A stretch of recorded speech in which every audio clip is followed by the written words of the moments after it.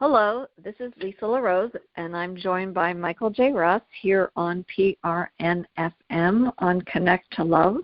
And today we're going to tackle something that I think is deep in the heart of each one of us. You know, all of us have dreams and ambitions. Some of us have a vehicle to get there. Some of us are not very clear about what vehicle we get into to sort of drive our own destiny. Some of us, we have a roadmap to success that's sort of laid out by our parents, and you have these things that you need to go to college, you need to do this, and then you'll get the ticket you need to have your dreams come true. But for each one of us, your ticket to ride to the success train is really individual. And what really you need to do first is to decide deep in your heart, what is it that you want? And so it's a big topic, but we're excited to venture into it. And I'd like to welcome Michael J. Russ, who founder of Life Moves podcast and inventor of so many different things, including these amazing Angel Life journals that inspired this conversation about knowing your dreams and daring to do something worthy. So, Michael, welcome. Thank you. It's wonderful to be here as always. Wonderful, wonderful. It's interesting, the topic, which could probably take a lot longer than we have, although my mission today, and I know it is yours too, is to give our listeners some takeaways that they can apply to their own thought process and their own journey of success. And it's interesting because I'm just completing a journal about my journal of success, Angel Life Journal of Success, and I thought a lot about it. And there are some misconceptions about success because a lot of people feel they're not worthy of success. And I have to simply tell you that in my own life, I didn't feel I was worthy of the kind of success that I have today 40 years ago. I was not, and people would look at me now and go, what are you talking about? I surprise most people when I tell them that I didn't have the self-confidence. I was operating under a thought virus because I left college after 2.5 years. And my mother had always said, you're really not going to really be successful without a college degree, so you should get it. And I can simply say that I actually have achieved the success that I was looking for, because the success is multifaceted. It's not only financial prosperity, it's prosperity in every area of my life. Love, my spiritual connection, my golf game is successful. I mean, it's just about everything. And being a musician, and I'm always challenging myself to experience that moment of success by putting myself in situations where I must succeed, where I have to dig deep into every fiber of my being and knowledge and experiential wisdom to succeed. And it's a wonderful feeling when you do. And I can say that the thought virus, which is exactly what my mother had kind of like supplanted in me, and probably the only one she ever has, because and it's not necessarily her fault. It's how we interpret what's said to us and how much we invest in it. When I was in my mid-20s, I was given an opportunity to basically be as successful as I wanted to be. It was all up to me. And I struggled with it for the first couple of years, for about 3 years. I mean, I really kind of like struggled with it. I had a sort of a minor inferiority complex against some of these other people I was working with that had master's degrees and PhDs and other, baccalaureates, BAs and BSs, and other forms of higher education. And however, I had a lot of street smarts. I'd been in business, had a couple of businesses before. I was a very persuasive personality. I just needed to believe in me in order to move myself to up into the various levels of evolution in that career space. And I got to tell you, it was a challenge until I figured out that the thought virus was what was holding me back. It was all me. It wasn't somebody else. And in our lives, we may not have figures, people, partners, people we know, friends, someone we can go to that we respect that reflects positivity back at you. That is, it was something that I heard, and I can't tell you where in the last week, but I wrote it down. And the question was, who do you have in your life that actually reflects positivity back at you? Who do you have? And there are a lot of people out there who have no one. Right. No one that can serve as a who we can go to and without judgment say, hey, I got this idea, I want to bounce this off of you, and they don't come back to us with their own personal misgivings, and where their answer doesn't emanate from their own personal misgivings or their previous failures or them not wanting us to fail, so they want to tell us, don't do that because I failed at, or I know 10 people that did, and because they did, you might as well. And, there you go. There's the doubt. There's the question of, am I worthy of actually succeeding at this? And so I go back to the original thought virus that I had, which I was able to blow through, and today have mountains of self-confidence when it comes to understanding what I'm capable of, and when I decide to do something new, jumping in with both feet, regardless, not thinking about, look, it's not about the end road. Success is not a destination. It is something that you experience on a daily basis on different levels. And 100%. It's not just the one thing, wealth, power, whatever, ego-based greed. It is, you can be successful making a cup of coffee. If you drink coffee or if you drink tea, you can make an incredible tea. If you give it enough effort, enough patience, you commit the patience, and you can make the perfect cup of tea for you. That's success. That is success. To some other people, it's getting out of the bed and putting both feet on the floor in the morning. I'm successful already because I'm out of bed. I'm alive. You have a low bar of success, which I think is always awesome because you can only get better. You can only be more successful throughout your day. And so worthiness, I know personally for me, was something I had to break through barriers to get to.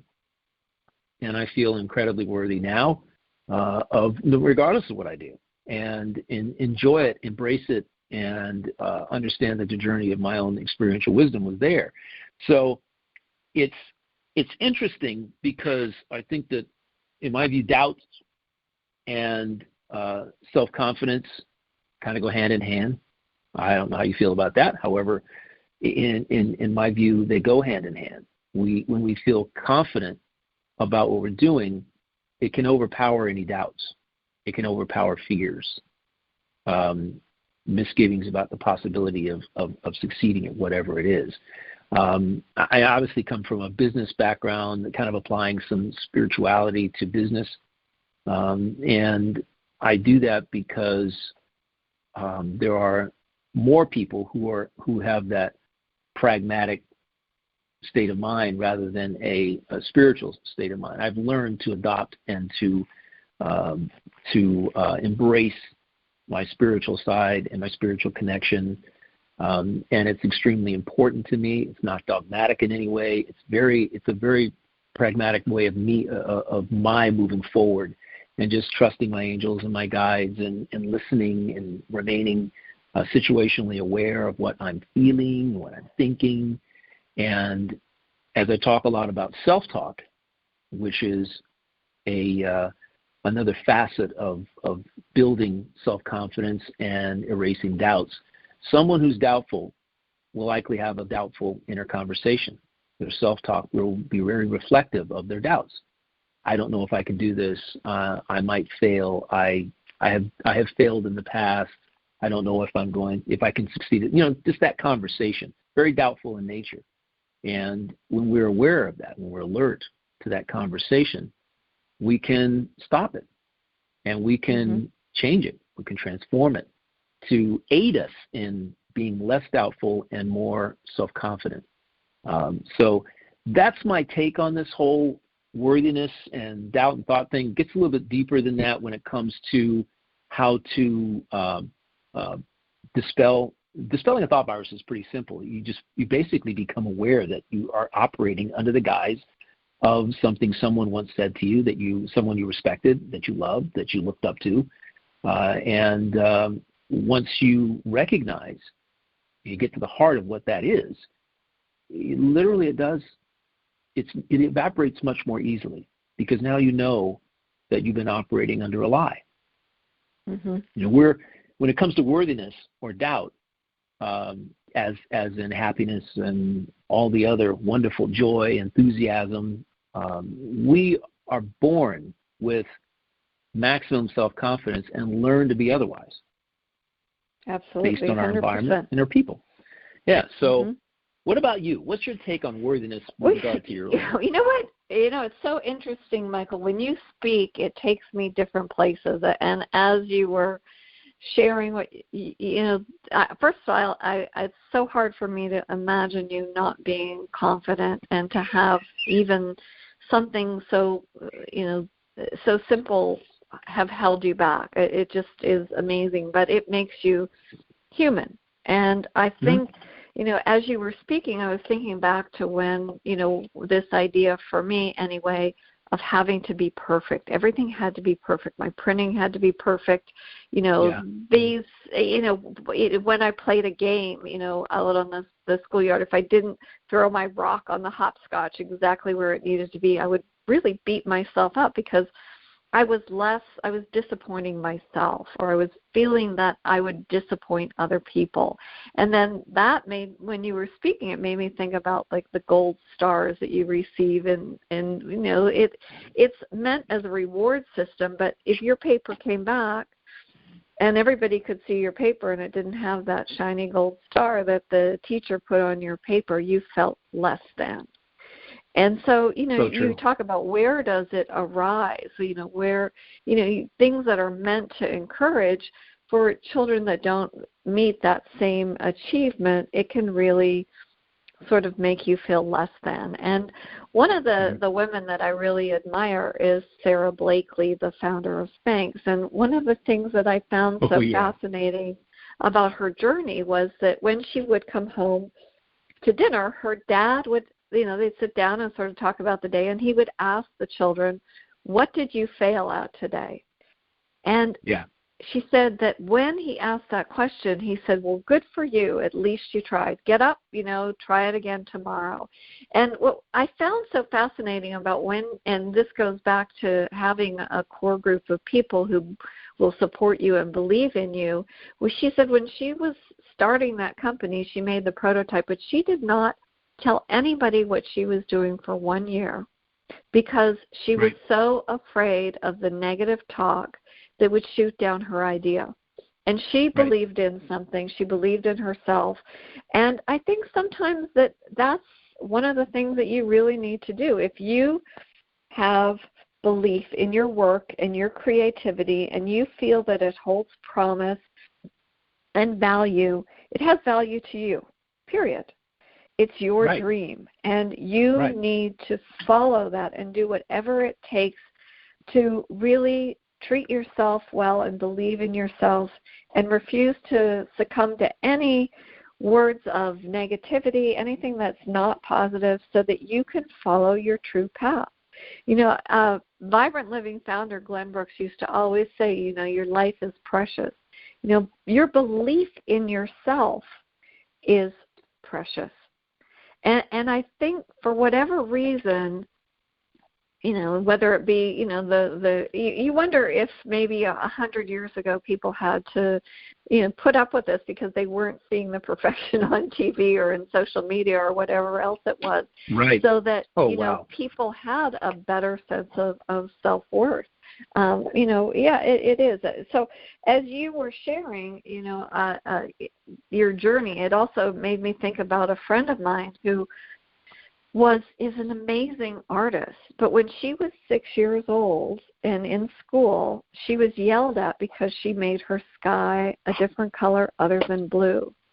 And for years and years, she would not pick up any paint. She would not do art. She was so scarred by that experience. And it wasn't until she left the United States and moved to Japan and was living in a small little village, just a tiny little village, only her and her partner, that she started picking up paint again. And she started creating, rabbits that flew through the sky around the moon and just these whimsical illustrations, and started writing poetry and doing ceramics. And her partner became famous in Japan for the art that they did. And, and you think about that. So how many years did she not allow herself that joy? Yeah. And not seeing herself worthy enough of creating art, or the art that she created having value. And, when they would have a show in Japan, they would not have one piece of art that was not purchased. They sold out every show. And that just goes to, just as a small example. So I really appreciate you sharing. Would you speak to the audience just a little bit more about how you overcame that thought virus and what type of self-talk that you found valuable to sort of overcome that hurdle? Yeah. It's something I thought about this last week, and it's something that I will get to on my own, on my other Life Moves podcast. And when I speak to people, I'll definitely put it from this direction, because a lot of people are familiar with smartphones and things of that nature. Well, your smartphone, regardless of whether it's an iPhone or some other kind of a smartphone gadget, does get upgrades. It does gets upgrades. It upgrades to its operating system. And we as human beings have to make it a point consciously to upgrade our operating system. When we recognize that we're not thinking the way we know we should be thinking, we've got to ask ourselves what's getting in the way and eliminate that. I wrote a book, I don't know, at least 15 years ago called Design Your Life Using Self-Talk to Create Your Life One Day at a Time. And in that book, I put forth a process, a 4-step process that allows you that you can follow to upgrade your self-talk, within your operating system. And because it really is important. The first thing we have to understand is that worthiness, doubt, success, these are all perceptions that we embrace. And over the years, I have come to understand that the perception comes first, and then the inner conversation, the self-talk, the feelings we have, and the other thoughts, corresponding thoughts, and the actions or responses come after. They follow the lead dog, which is your perception. And when you have a perception of I'm not worthy, which is I'm not worthy, it itself is a piece of negative self-talk. And when you say I'm not worthy, what you have to do is you recognize you're saying this about yourself, or you're thinking this about yourself. I'm not worthy of success. I'm not worthy of prosperity. I'm not worthy of love. I'm not worthy of whatever the heck it is. You must recognize that language is reinforcing. So you have to discover what you're saying, step one, about yourself. You've got to grab a journal and write down the thoughts that you're having about yourself. When you find out when you say, oh, I said that, you write it down so you don't forget what you said. You can go back and look at it and see all the things that you've been saying about yourself, and you can say, okay, is this positive? Am I reinforcing the person I really want to be, or am I limiting myself with this language? Is it positive? Is it negative? Does it support me? Is it relevant to me in my life? And it's based on what my dreams and goals and intentions are. And you can say, if the answer is no, then you have to change it. So once you've discovered what the problem is, what the inner conversation is, and which I did, I discovered what my inner conversation was. It was that I wasn't worthy of success. I couldn't be as successful as these other people because they had degrees and I didn't. Yet I was much more personable than them. I had other skills. And this is the other thing I discovered. I had other skills that people around me didn't have, that were failing at what I was doing, I was succeeding at.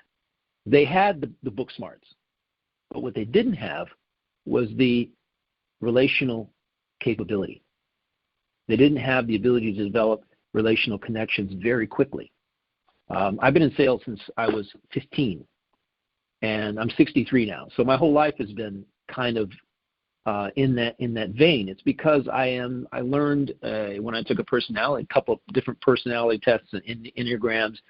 I am a persuasive personality. That's who I am. That's part of me, and it's not a slight on me. It doesn't mean I'm here to persuade people to do things that they don't want to do. It's basically something that I embrace as one of my most positive traits. I have the ability to influence people, and I take that very seriously. And it weighs heavy on me when I am communicating to people through my podcasts, through my talks, books, whatever it is. I remember one thing: I'm here to be a positive role model and influence you by my experiential wisdom, not because what I say I believe to be important, because it's only relevant if in your life it helps you in some way. You can take it, weave it into your life, and actually evolve or transform at a faster rate, move to a higher level in your life consciously, and in terms of your own awareness, your own spiritual connection.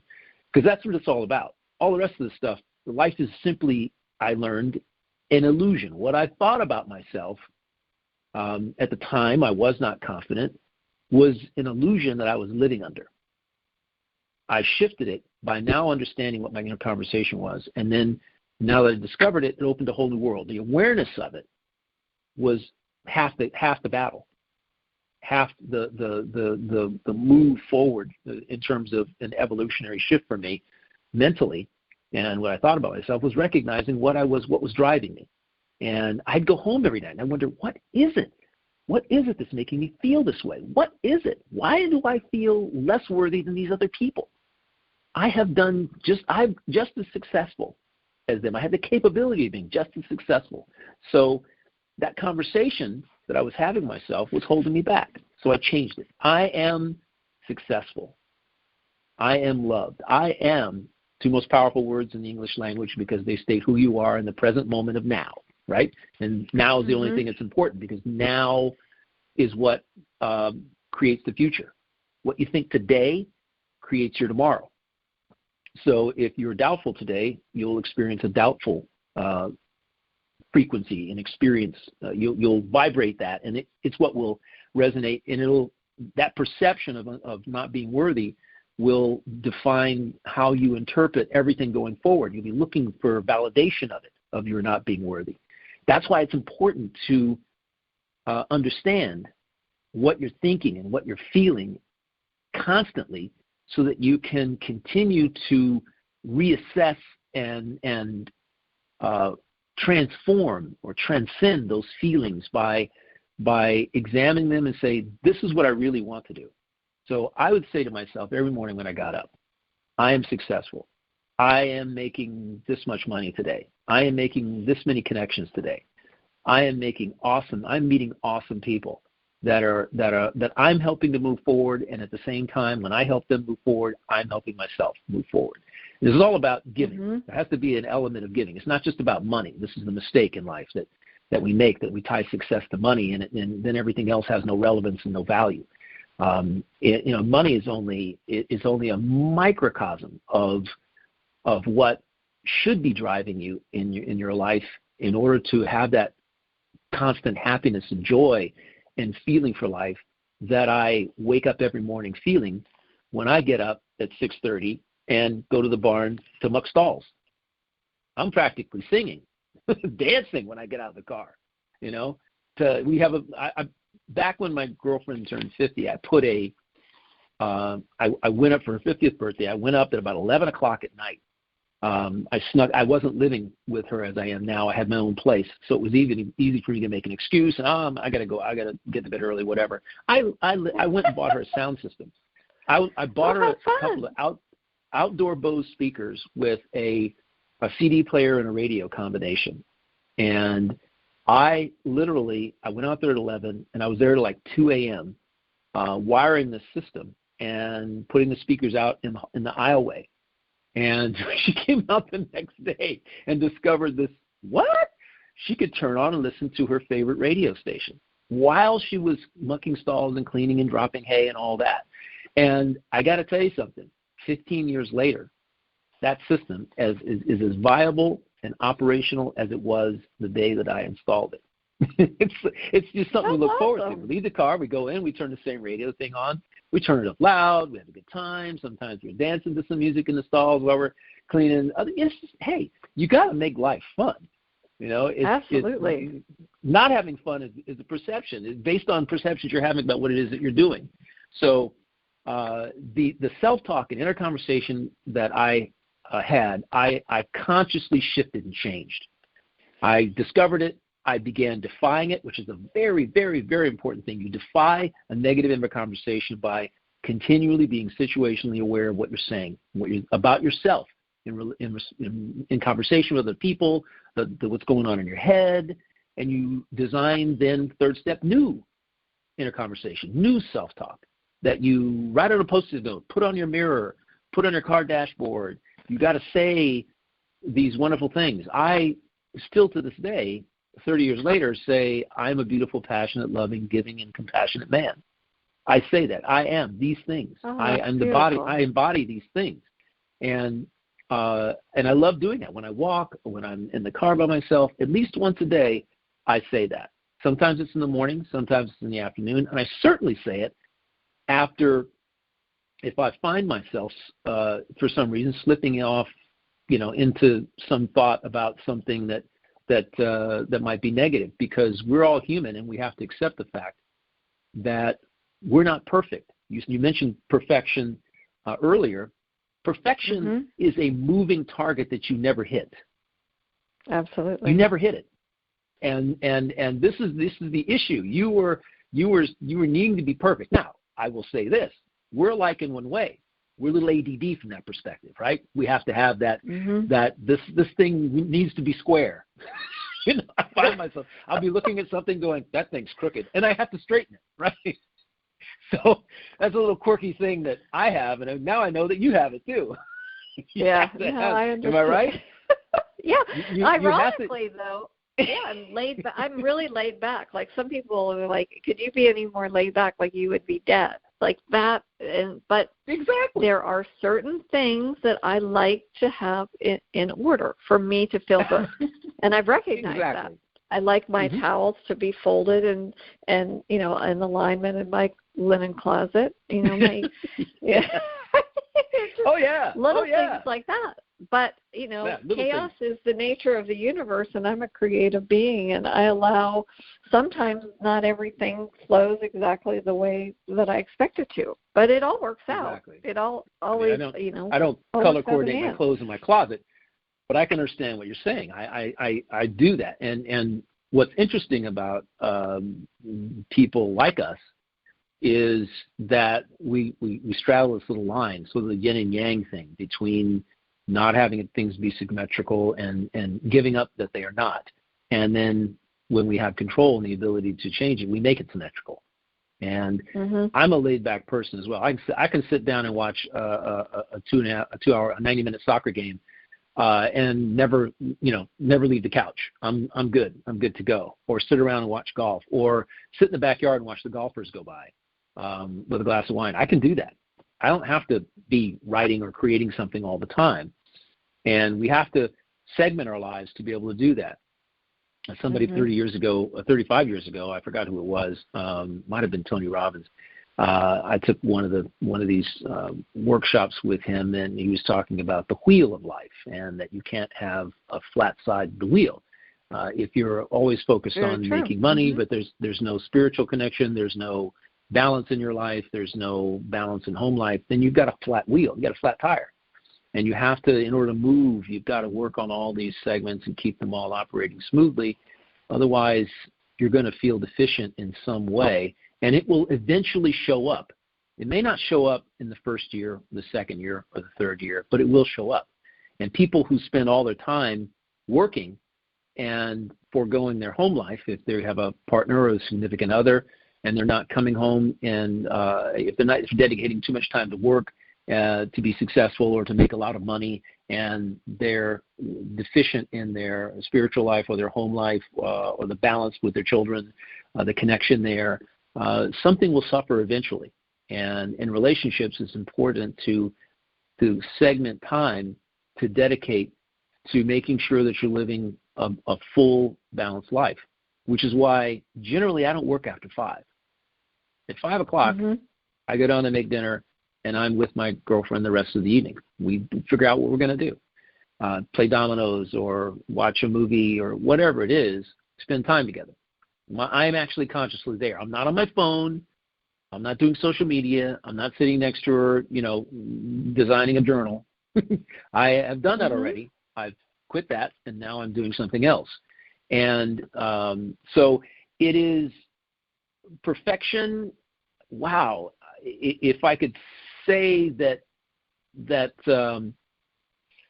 you can be perfect in a moment, and then that moment's gone, and the next moment holds something completely different.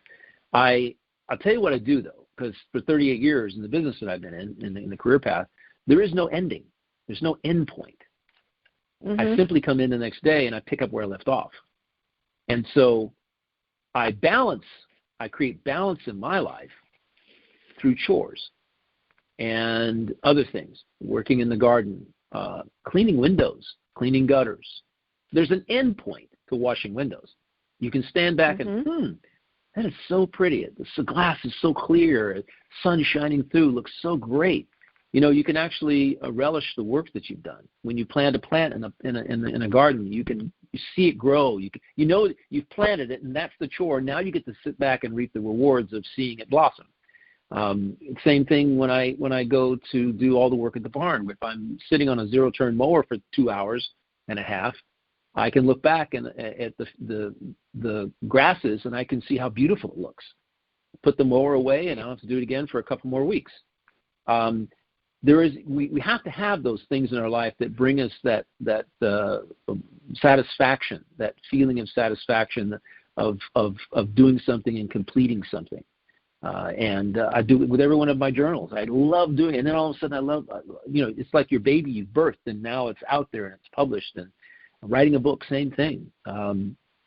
People who help people in one way or another, same situation. We have to release our attachment to other people actually doing what we suggest and recommend. I can't make anybody do anything. I have to release my attachment to any kind of acquiescing to what it is that I'm putting out there. It's there. If they're aware of it, then they can weave it into their life on their own terms or not. That's basically it. When we try to control people, that's when we get into issues. And somebody told me, Vimla Rogers, best-selling author, Hay House author, who wrote Change Your Handwriting, Change Your Life, and which in another book, when you change your handwriting, you change your life. Change your handwriting, change your life, and the other way around. 2 great books. She developed her own little font, and every letter in the alphabet has a trait, spiritual life mission behind it. And M, I just had lunch with her for the first time in 22 years. I went back to Sacramento and purposely went up an hour into the mountains where she was living with her daughter, who's a natural healer. And we had lunch, and she said, Michael, let me remind you, M is about control. Your mission in life is to give up control. Yeah, and let it flow. And I said, yeah, ever since I read your book, I've been working on that one. Because we've been talking about having her on. I'd love to hear what L is. We are. Within the next 2 weeks, I'm telling you, probably won't be next week, but it'll be the week after. We'll make sure. I'll make sure that we get her hooked up, because she's a brilliant soul. That would be amazing. PhD in English, PhD in math, brilliant woman. teaches people all over the world her handwriting font, me included. When I first had a 2-hour session with her back in, oh my gosh, it was 98, 99. The first thing I did was I changed my signature to her font. Oh, yeah. Wow. Made a huge difference because I look at that. Every once in a while I come across a book or something I signed from back then, and I look at the signature, and I cannot for the life of me duplicate it. Isn't that interesting? There's no way I can duplicate it. And if I try, mentally it makes me feel like somebody else. And that's what's interesting. When you start noticing how just forming a letter a different way and then going back, and I'll tell you the easiest one. To do. Cross every T at the top. Okay. Never cross a T halfway down. Every T. There is no lower T. Everything is at the top, from low to high. And crossing a T at the top instills success. And if you do it enough, and basically I come to find out, I think that Ben Franklin crossed his T's at the top, and there are several other people as well from several hundred years ago that used to do that. It's interesting because right now, today, I feel I have to cross every T at top. It's what I do. It's become ingrained in my handwriting. And if I miss it because I've been, distracted for a moment while I was writing something, somebody asked me something and I miss, I have to go back and cross it at the top. I feel I'm sorry, I'm not laughing kidding with you out of love, but I'm just smiling. Believe me, I know. But I'm curious as to how many of our listeners, after listening to this, will be cognizant. I'm sure many more people will be crossing their T's towards the top. And why not? Yeah, if it's something so simple, why not? How your handwriting is connected to your feelings and your thought process is so amazing. You wouldn't believe it. You would not believe it. And when I one of the things that did help me, I'm solidly understanding that this is one of the building blocks of helping me be successful even today and creative. That your handwriting is directly connected to your right and left side of the brain. Your non-dominant hand, when you write with your non-dominant hand, something I did for several years, which she encouraged you to do, write her handwriting style with your non-dominant hand, and you can do it. Yes. It ignites the creative centers of your brain, the creative side of your brain. That's what you're doing. Is when you do everything with your non-dominant hand, you do whatever it is. I'll muck stalls right-handed, and I'll turn around and do it half as much left-handed. And I'll swing a golf club right-handed, left-handed. Our dominant hand tends to be the rote side of our thought process. So it's interesting stuff, and we'll have her on. It is very much so. I'm paraphrasing everything here because there's a lot more to it. It's really deep, and she's really a warm, wonderful, sweet soul who is so enlightened. It's amazing. But I got to tell you, if we could just learn one thing, this is one of the things that can help us with our doubts and our feelings of worthiness. If we could just remember. Sort of a paraphrase of a little twist, Terry Cole Whitaker's book, What You Think of Me Is None of My Business. What you think of my idea, what you think of what I am dreaming about is none of your business. It really is. It isn't anybody's business but your own. And I love the fact that the young lady whose name isn't coming to me right now because it's on the top of my head that you talked about earlier. Yes, Sarah Blakely. Yeah, Blakely, who created she did some very interesting things, by the way, with regard to getting her business off the ground, which were just 100%. So outlandishly phenomenal. Brilliant. She was absolutely brilliant. Oh yeah. A lot of times, when you have somebody in your life who is, I call them a positivity wall. I guess that's the best thing. It's like when you're taking a tennis ball and bouncing it off a wall. The energy you put into it is the energy that you get out of it. It's reflected off the wall. And so when you have somebody in your life who's like a positivity wall, you can bounce an idea or something, an intention, a goal, a dream off of them, and it'll come back as positively and as energetically as you gave it to them. That's the best way to put it, without judgment, without any of their personal input. I have 5 people like this in my life. 5. I count you as among them. Oh, by the way. Thank you. I'm honored. Thank you. Yeah, I have 5 people I can just call and say, hey, got this idea, and I'm going to run it by you because it has a lot of energy through me. I feel very energized by it, and I get what's called golden feedback. And that golden feedback is basically how they would use it themselves, how it would enhance their life. That's the way they're thinking. Not, oh, I don't know if that's going to work, or this happened, why don't you do that? And sometimes their feedback involves, yeah, I sent out for my Angel Life design. I sent out the logo to. I sent out various fonts and logos to a couple of people, and I got back I got their input. Doesn't mean I'm going to use it, but I got their input, and I knew that I wanted to use Vimala's font. I wanted to know what they thought about Vimala's font for the words Angel Life, because her font embodies all of the things that an angel embodies. Joy, love, enlightenment, compassion, kindness, empathy, everything. And so I wanted to use it. So I created that Angel Life brand that I'll be expanding upon here in this next year. However, it's wonderful, and I even ran it by Vimala herself. And she only had one thing. Awesome.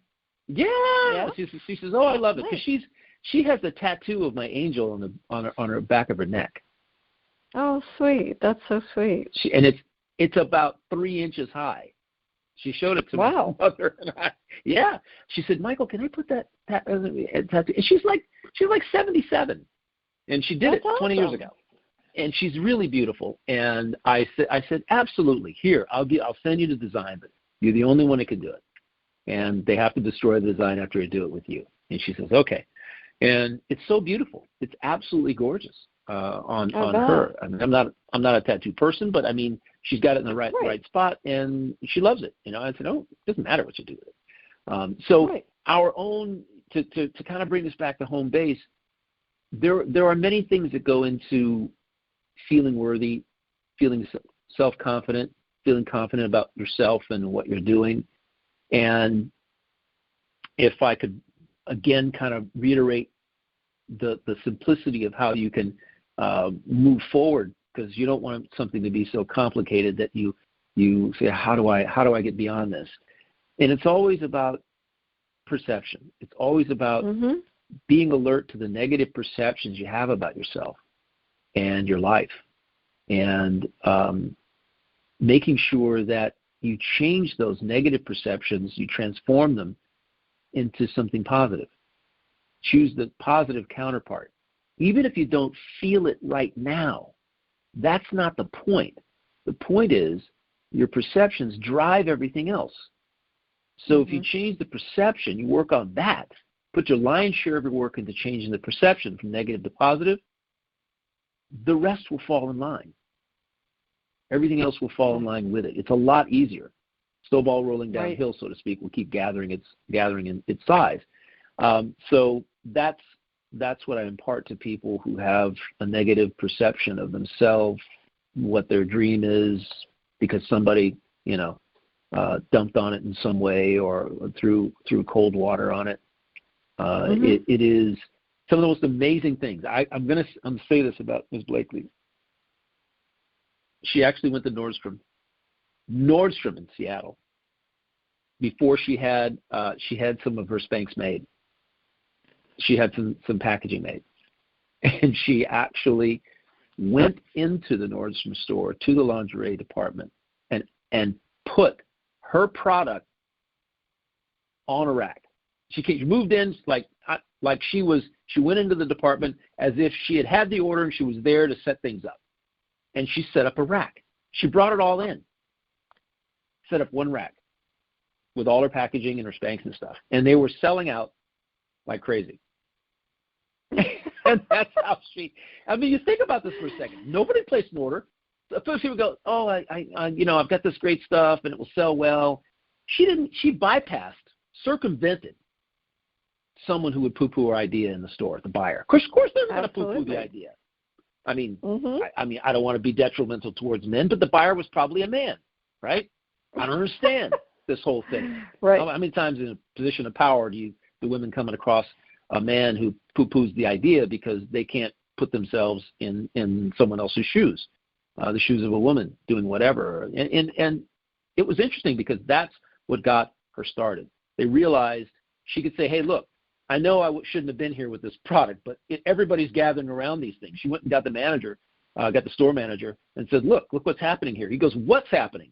Who put this here? I'm telling you, what I have you could do really well with this product. Look at all the people, the women who are standing around watching this, looking at it, taking them off, touching them, feeling them. They want to buy them. And booyah. She happened to be in the right store because the buyer was operating out of that store because that's where they came out of Seattle. I'm sure she did her market research, Exactly. Absolutely. Yeah, but she used some wisdom. It's about thinking out of the box, which is I think, so important when we think about worthiness or success, because it really is within the grasp of each of us. And when you do something that you love, it shows. It makes you happy. Absolutely. And it literally, she had this idea, and as she started to develop it, it really, it took off because of her belief in what she had. She didn't allow any negativity from anybody to hold her back. She knew in her heart that was going to be a success. And it was interesting because, you put, I think one of the things that I admired about her as well, you say, you can't put a price on success, but she was very firm. She had a chance to go on one of the home shopping networks, and they typically want you to discount your price. And she said, no, I'm not. It was something that was important to her. She wasn't going to compromise.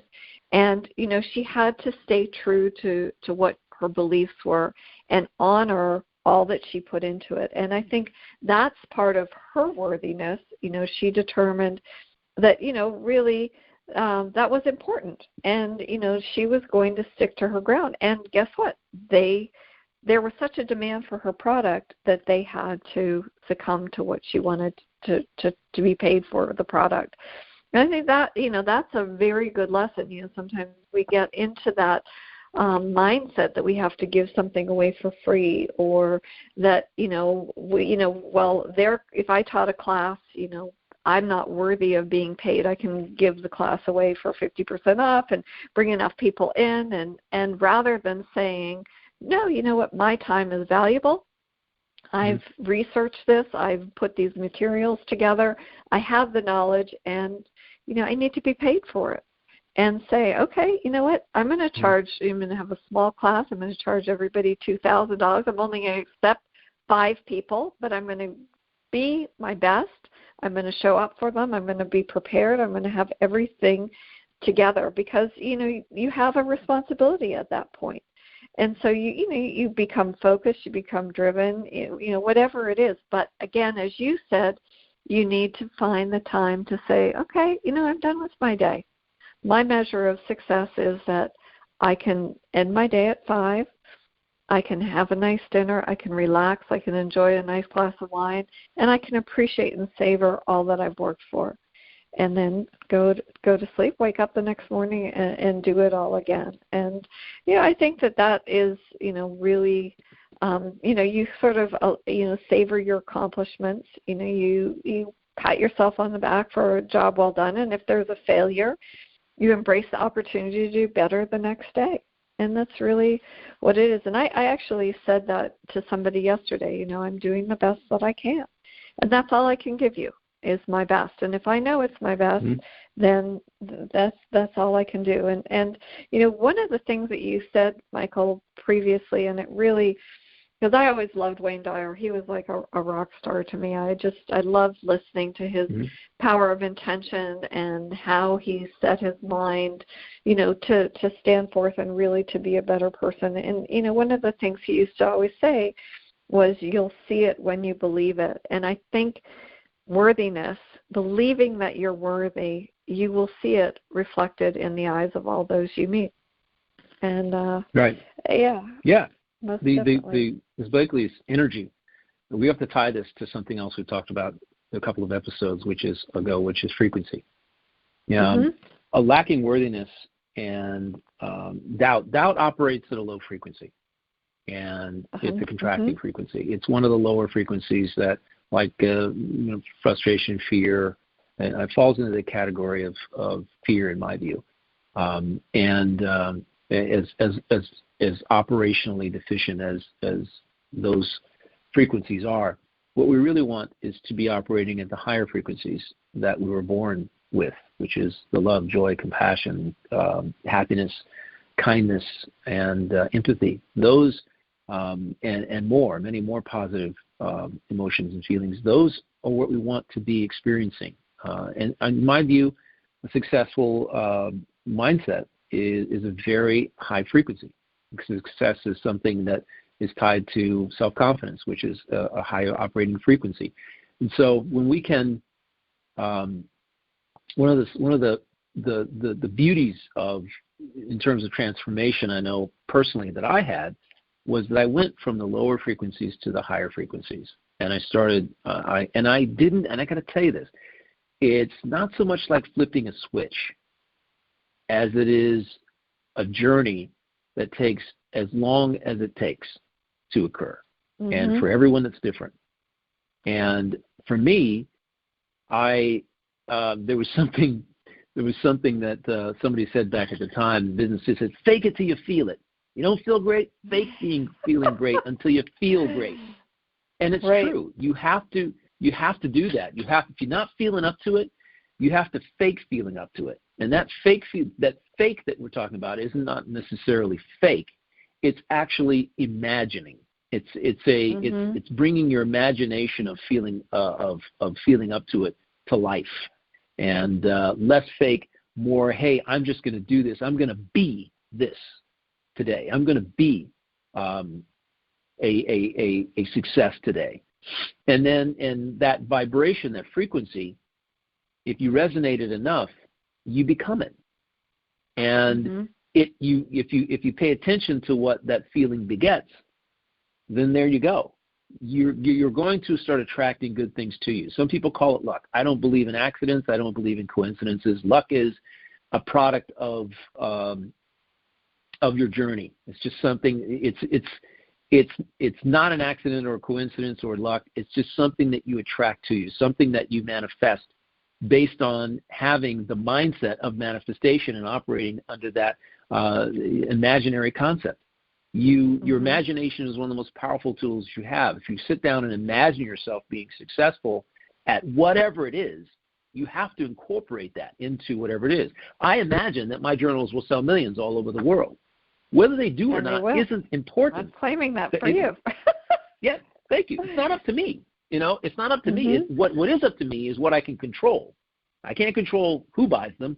I can only control how I feel about when I make them and how I feel when I put them out there and what I put into them. The love, the empathy and compassion that I put into them, the state of being that I put into them, the attitude that I have when I create them. And that's, divinely channeled through me to say, hey, do it this way, do it that way, fine. And then it gets published, and I have no way of even being in control of what somebody thinks about it when they see it or when they order it and they get it in their hand. I release my attachment to how they feel about it. That's something they create, that they're manifesting is that feeling. And so my success lies in taking it from the journey of nothing to something and then I put it out there so that other people can enjoy it however and interpret it however they choose. I'm not here to control that. And by the way, when it comes to, I have to say this because I don't know how much time we have left. However, we're coming to, we're getting towards the end, but I absolutely want to hear it. I can't wait. Social media is really strong out there right now, and people are, a lot of young people and older people are getting, kind of ensnared in this whole illusion of importance and of ego and all of that.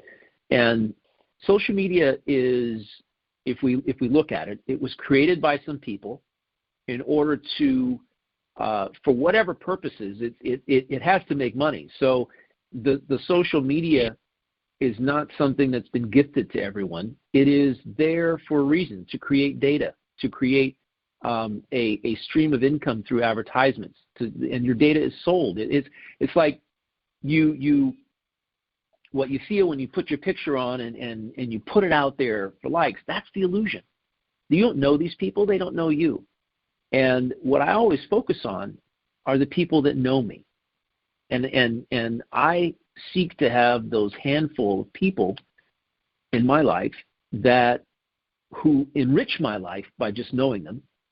And I seek to enrich theirs. That's real. That is real connection. As Glenn used to say, real relational connection is face-to-face, or it's voice-to-voice. It's not this illusionary thing. And I remember that as much as possible when I'm engaging with social media, which is, I don't know, the necessary evil for anyone out there who wants other people to expose good things to other people. And again, I release my attachment to what happens once I put goodness out there. But I tell people, as long as you do what you do in that medium with love, compassion, empathy, and kindness, that's what will radiate from it. And you can only be of service to one person or 1,000 or 1,000,000 people or 10 million people. And that's what you want to put out there, not the negativity. Unfortunately, we live in a world where negativity builds greater ground, gains greater ground than positivity. And that's for another day. But that's what I wanted to say about that is that, we have to, it's a medium of entertainment, and you just have to see it that way. And it's not real. Doesn't mean that you're not worthy if you don't get the likes or anybody who pays attention. One person is likely benefited from what you've put out there, and you must take solace with that. Okay? Absolutely. And we're so grateful to each and every listener that joins us here on Connect to Love on PRN FM. And we encourage you to know that, we're here and we celebrate your every success. We see the infinite possibilities that lie before you. Your life is a wonderful journey of discovery. So make up your mind to take it as far as you can.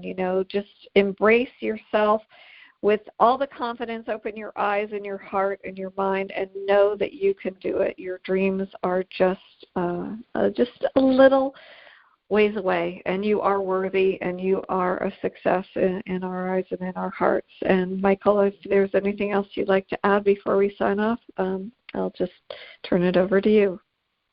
I'll just simply say this. I'll give a little shameless plug. If you really enjoyed what you heard today, or any of our episodes, please, as listeners, if you want to share it with someone, all you have to do is go to connect to the number 2 love on your podcast distribution service, Apple, Google, Spotify, whatever.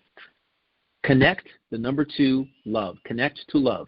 And you can share this episode and all the other episodes with people that you know. It's important that people have the enlightenment that they are really seeking in this world today. Everybody's looking for a way to move forward and looking for positivity. And this is an episode. This radio show, in my view, because of you, Lisa, does radiate that positivity. So thank you. Thank you. I'm just here to contribute once in a while. Looking forward to next week. Me too. Can't wait. All right. Bye-bye now. Thank you. Bye-bye.